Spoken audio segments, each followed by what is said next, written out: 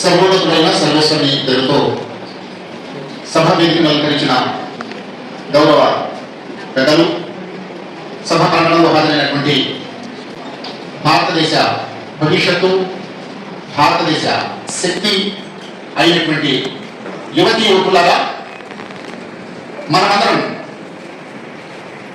ఆదర్శ శక్తివంతమైన, ముఖ్యంగా నైతిక భారత నిర్మాణకర్తలు కావాలి. చెప్పండి, కావాలి? నైతిక భారత నిర్మాతలు కావాలి. ఇప్పుడే కథలు చాలా గొప్ప విషయాలన్నీ మనం చెప్పారు. అయితే ముఖ్యంగా నేను ఇప్పుడు చెప్పబోయే విషయాల మీద ఇక్కడ ఉన్నటువంటి ప్రభుత్వ బాధ్యులు, ఇక విద్యావేత్తలు, యువకులు అందరూ కూడా ఆలోచించాలి. నేను కొన్ని విషయాలే, ముఖ్యమైన కొన్ని విషయాలు మీకు చెప్పాలనుకుంటున్నాను. మొదటిది, నేర్పకుండా ఏదైనా మనిషికి వస్తుందా? ట్రైనింగ్ అనేది ప్రతి విషయానికి అవసరమా కదా? చాలా విషయాలు ప్రకృతిని నేర్చుకుంటాడు, తర్వాత విద్య ద్వారా నేర్చుకుంటాడు. సైన్స్ రావాలంటే సైన్స్ ఫ్యాకల్టీ ఉండాలి, తర్వాత సైన్స్ సంబంధించిన సబ్జెక్ట్స్ ఉండాలి. మ్యాథ్స్ రావాలంటే మ్యాథ్స్ ఫ్యాకల్టీ ఉండాలి, మ్యాథ్స్ సబ్జెక్ట్ ఉండాలి, రైట్?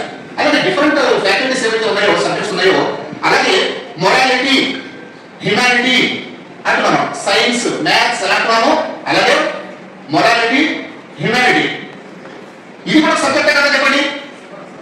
మరి దీనికి సిలబస్ ఉందా మన దగ్గర? దీనికి సంబంధించి ఎవరైనా అధ్యాపకులు ఉన్నారా? లేరు. మరి ఎలా వస్తుంది చెప్పండి? కాబట్టి ఈనాటి విద్యార్థులకు మీరు నైతికంగా ప్రవర్తించాలి, మీరు మానవతతో ప్రవర్తించాలి అని చెప్పే అర్హత మనకు లేదు. ఎందుకంటే నైతికత అంటే ఏమిటి, మానవత అంటే ఏమిటి, దానికి సంబంధించిన సమాచారం మనము, దానికి సంబంధించిన శిక్షణ గత 40-50 సంవత్సరాల నుండి మనం పూర్తి చేయడం మానేశాం. భారతీయ ప్రాచీన విద్యా విధానంలో మనకు గురుకులాలు ఉండేవి. ఆ గురుకులాల్లో భౌతిక విద్యతో పాటు ఆధ్యాత్మిక విద్య, నైతిక విద్య కూడా నేర్పించేవారు. అందుకే సత్యం సమాజ్ ఇంటర్నేషనల్ అనే మా సంస్థ ఈ లోటు ఏదైతే సొసైటీలో ఉందో దాన్ని భర్తీ చేయడానికి మేము ప్రయత్నం చేస్తున్నాం.